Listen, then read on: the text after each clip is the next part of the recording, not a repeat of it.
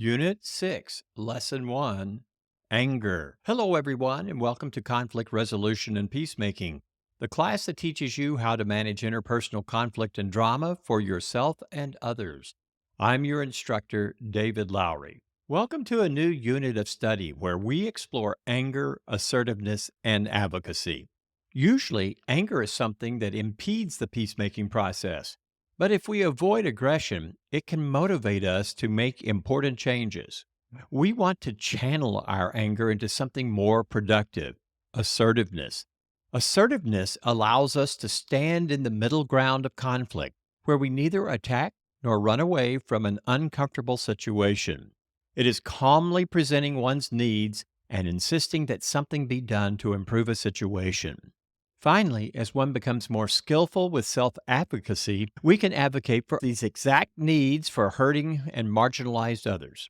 Finally, as one becomes more skillful with self advocacy, we can advocate these exact needs for hurting and marginalized others. To face conflict is to face anger. It is the most common emotion encountered in conflict and negotiation. Embedded in every conflict is some form of anger. It may not be overt rage or hostility, but anger nonetheless.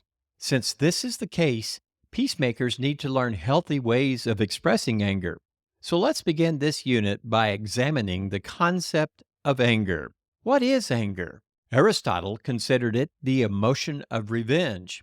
It is an emotional state ranging in intensity from mild irritation to intense rage and fury. The American Psychological Association defines anger as a negative feeling state typically associated with hostile thoughts, psychological arousal, and maladaptive behaviors. It usually develops in response to the unwanted actions of another person who is perceived to be disrespectful, demeaning, threatening, or neglectful. Researchers classify anger as one of the primary emotions: joy, trust, fear, surprise, sadness, disgust, and anticipation. Mostly, we think of anger as part of the fight, flight, freeze syndrome that prepares people for potential danger. We also note that anger may be directed inwardly or expressed outwardly in behaviors that include verbal, emotional, and physical aggression towards people and objects. Trait and state anger. According to the literature, anger is both a trait and a state. Everyone has a boiling or set point where angry behaviors result. This set point is called trait based anger. Some are slow to anger, while others become angry very quickly. Then there are the conditions that anger people. We call this state based anger. As our graphic illustrates, there are common reasons people give for being angry.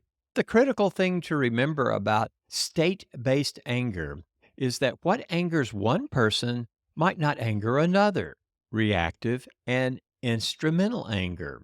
According to Burney, anger is both reactive and instrumental.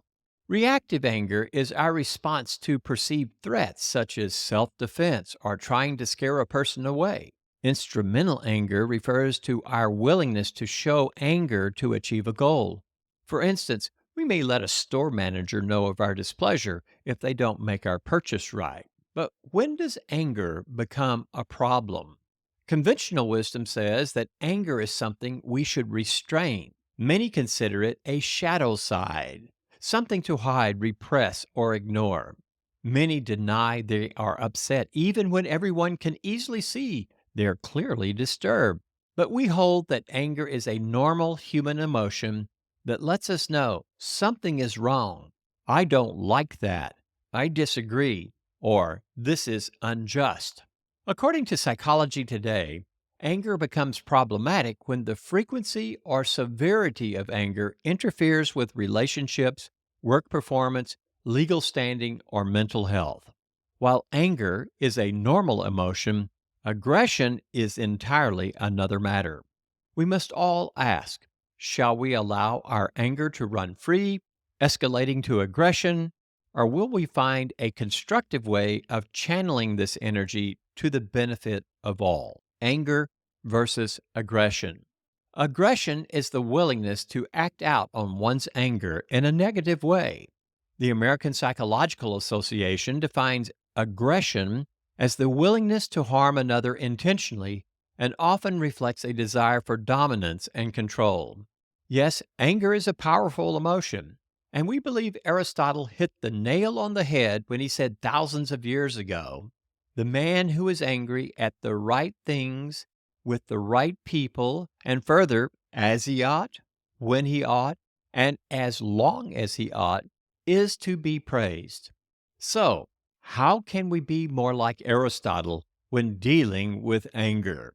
The peacemaker's approach to expressing anger.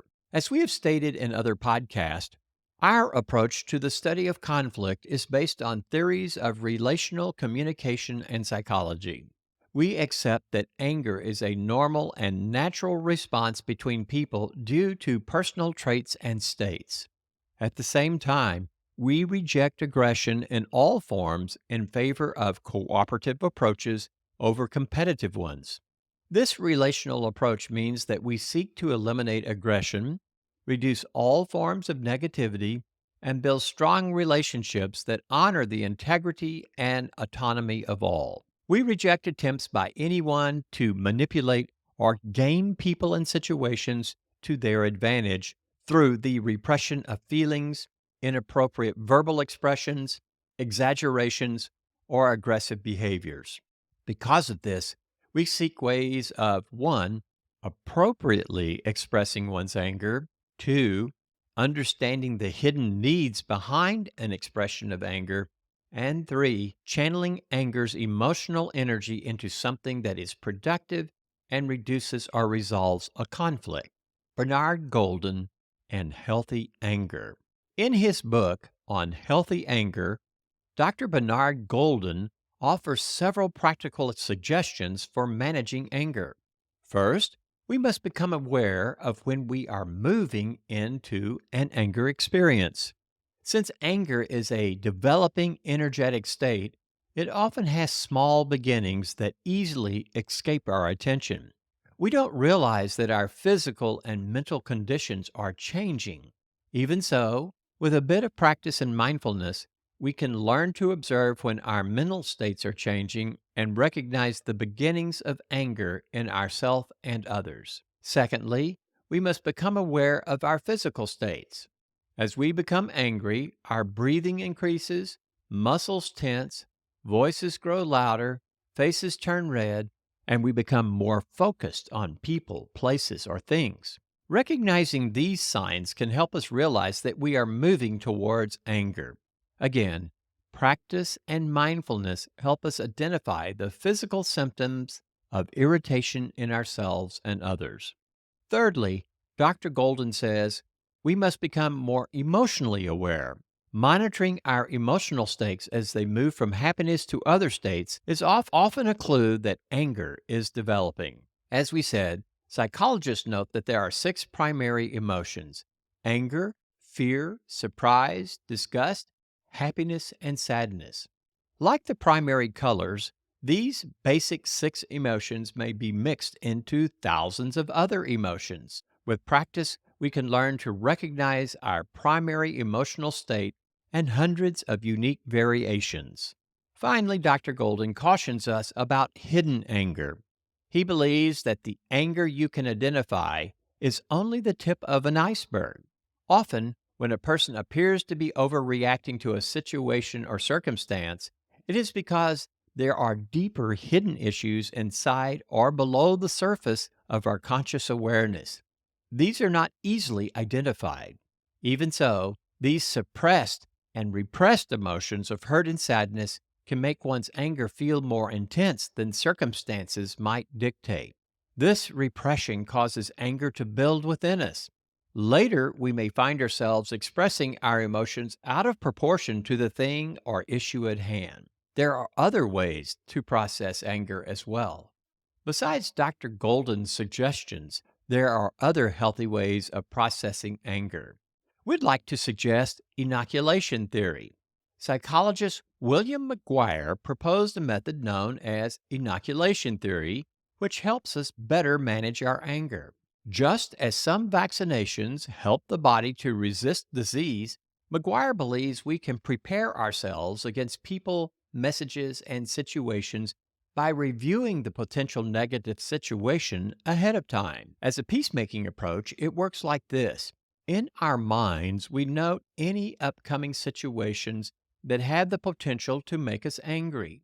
We remind ourselves that specific messages trigger our emotional state and admit that we will likely encounter them.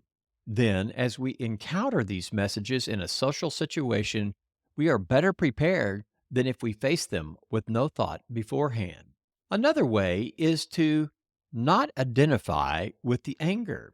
Even though we have intense feelings, we are not the feelings. Instead, we understand that anger is an energetic force we can examine and let pass through us. Peacemakers help others to feel their rage without overly identifying with it. To feel angry only indicates that we have decisions to make about what our next most appropriate action shall be. The more we allow our anger to pass through us, the more likely we will act appropriately. Another response is don't react right away. As mentioned earlier, the emotional energy of anger prepares us for a fight or flight syndrome. Irritation often causes an immediate physical urge to react or do something, to meet force with force. Like alcohol or a drug, it is easy to do the wrong thing when we are under the influence of anger. As with intoxication, what may seem like a logical response may actually be more aggressive, causing the conflict to escalate further. Under the influence of anger, people say things they later regret and take actions that heighten the wrath of other participants who are also under the influence. A wiser course is to pause before doing anything.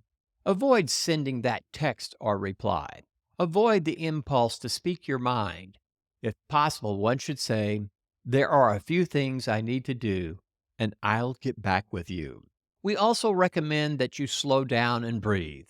Athletes know the importance of regulating their breath. Anger is as much a physical state as it is an emotional one. Deep breaths calm the body and help control our thoughts and actions.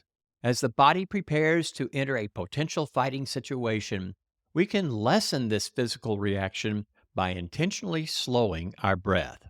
Breathing regulates the body. It controls your emotions, and getting control of one's feelings is the first step towards managing a conflict. We need to learn how to channel anger more productively. If anger is not managed more productively, the potential for negative results increase.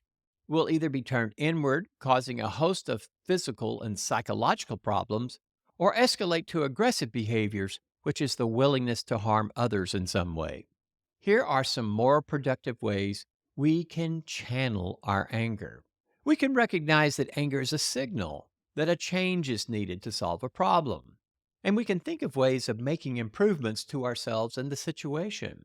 We can use anger as a motivation to right wrongs, fight injustices, or change policies that don't work. And we can advocate for people who need our help. Through awareness, we can use anger to contrast what we don't like with something that we do. We can use anger to indicate that we need to work on our relationships and let the people around us know that they matter to us. We can use the energy of anger in constructive ways, such as working out and improving our physical condition. Even cleaning our homes is a way of using anger constructively. This doesn't mean we should focus on our anger as we work out. Think of anger in the same way as steam energy. As the steam builds up, it can power the generators that produce electricity to light a room. We can allow anger to be our signal that we need to find an alternative solution for something that isn't working. And we can replace our anger with assertiveness.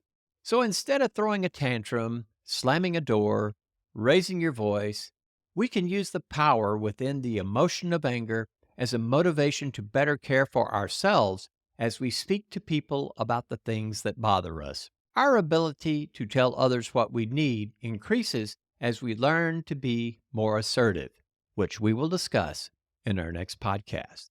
Today, we've discussed anger and its various components. We noted that anger could escalate to aggression, or be channeled more productively so that we manage the things that bother us more effectively. Additionally, we describe several helpful techniques for managing our anger in favor of a more relational and cooperative approach. In our next lesson, we will discuss how we channel anger into assertiveness. We thank you for listening to today's podcast and encourage you to download a copy of this program's transcript so that you might complete a short quiz over today's presentation.